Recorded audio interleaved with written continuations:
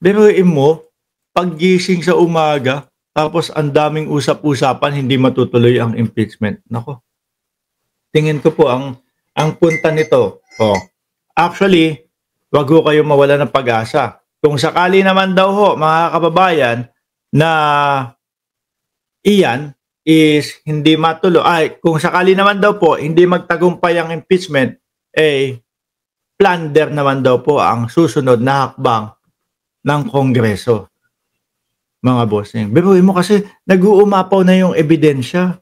May mga taong humaharap nagsasalita. Mismo si Inday Sara Duterte, napakinggan natin, narinig natin, no? Yung kanyang pagbabanta sa buhay ng Pangulo, asawa ng Pangulo, at ng House Speaker. Tapos ganyan, hindi pa daw matutuloy o inaatrasado nila ng inaatrasado.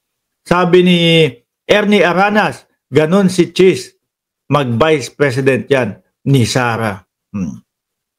Ngayon sabi naman ni Jinggoy kay Senadora Leila de Lima, mga bossing, wag daw maniwala sa mga chismis-chismis. Ayan. No? Jinggoy kay Leila, wag maniwala sa chismis tungkol sa impeachment. No, impeachment trial is canceled. Fake news daw ho. Hindi kasi umaalingasaw mga bossing. Ano po, umaalingasaw, naririnig, kumakalat, at nakikita yung mga diskarte ni Chis Escudero, mga bossing. Kaya naman, syempre, magre-react po yung mga yan. Ano ba? Bakit ba biglang may ganyang may ganyang mga naging bali-balita? Dahil ba sa pagkakapalit, no, ni De Lima at ni Chel Jokno doon sa prosecution panel? Kinakabahan ba kayo? Natatakot kayo? Di ba? Natatakot ba kayo doon dahil lumakas lalo ang prosecution panel? Jinggoy kay Leila, wag maniwala sa chismis tungkol sa impeachment. No? Pinayuhan ni Senate President Pro Tempore Jinggoy Estrada si mamamayang liberal party list Congresswoman-elect Leila de Lima na wag basta-basta maniwala sa mga chismis na hindi matutuloy ang impeachment trial laban kay Vice President Sara Duterte. Kaso nga, inaatras ng inaatras. Palayo ng palayo. Hindi pa ba handa, hindi pa ready yung defense team ni Inday Sara Duterte? Kailangan pa ng mga ilang panahon para mas mapaghandaan yung kanilang mga depensa. Kaya ba umaatras din ang umaatras? Magagalit talaga sa inyo ang mamamayang Pilipino niyan. At ang pinapaniwalaan ko nga po, syempre, yung una, yung sinabi ng Congress na susunod naming hakbang, plunder ang kakaharapin ninyo ni Inday Sara Duterte. At nakikita ko, yung galit ng mamamayang Pilipino talagang lalabas ng bahay to. Di ba? Lalabas ho ng bahay talaga to. Kaya lang tingin ko, kahit anong gawin naman si Inday Sara Duterte, aatras or bababa sa kanyang posisyon, tingin ko hindi ho niya gagawin yun, mga bossing. Talagang kung merong kapit tuko, yan talaga yung totoong kapit tuko, mga kababayan. Eto, pakinggan nyo ho ito. No? Accountability ng Vice Presidente. Pakinggan ho mga bossing. Ito po yun. Accountability ni Sara. Gusto nila ng accountability. Pero natanong po ba sila kung hopeful ba sila o naniniwala sila na mangyayari nga ito at kung sakali man ay makabigay ng kaliwanagan at closure niya dyan sa issue na yan para alam ng tao kung ano talaga ang nangyari? Yun naman talaga di ba? Di kung talagang sige, hindi talaga ka-impeach, di okay, tuloy.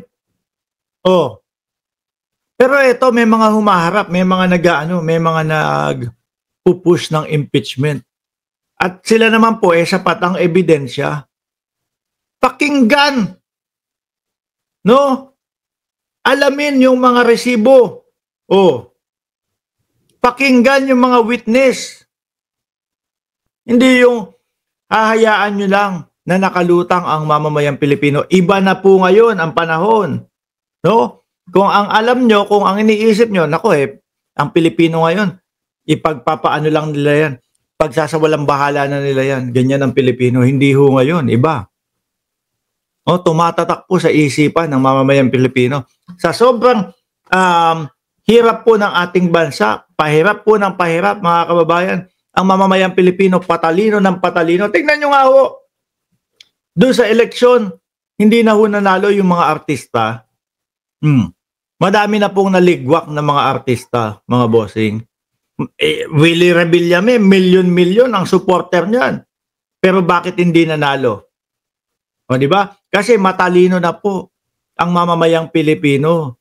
Patalino ng patalino ang mamamayang Pilipino. Ngayon, gustong malaman yung tungkol dyan sa mga yan, hayaan nyo na malaman ng bayang Pilipinas. No? Huwag nyong iatrasado, huwag nyong kailangan pa namin ng konting panahon. O, di ba? Parang ganun ang hinihingi ng tao kasi nga ang nais ng at least 88% of our people na si VP Sara should address the impeachment charges. How will she address it? By answering all these allegations and clear her name. Kaya importante, can she clear her name? Can she answer all these allegations? Yun naman ho ang sa atin eh. Tayo naman, hindi naman tayo. May narinig ho ba kayo na idinidiin ko agad-agad si Inday Sara Duterte? Wala. Ang lagi nating sinasabi sagutin. Merong mga katanungan. Pag nagbitaw po ako ng salita na nagnakaw, lagi pong nagnakaw ba o hindi? No? Di kung hindi guilty, di narinig ng sambayan ng Pilipino. Kung guilty, narinig din ng sambayan ng Pilipino. Mga bossing, yun lang po ang hinihingi ng mamamayang Pilipino. No? Marinig, basahin, fokusan yung mga reklamo. Tignan yung mga ebidensya. Talakayin. Ipapaliwanag sa kanila. Yun lang.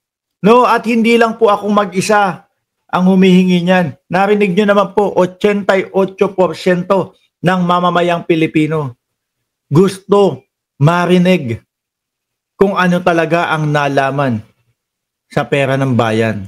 So yan ang nais ng tao. Diyan susukatin. At pananagutin siya, given all her impeachment charges, just like President Marcos, ay pinananagot ng tao sa pagkukulang ng mga programa ng gobyerno. So parang when you balance it, may dinedemand para kay Pangulong Marcos. Yun, may dinedemand kay Pangulong Bongbong Marcos. Ano po ang ginawang resulta ng Pangulong Bongbong Marcos? Inagampanan niya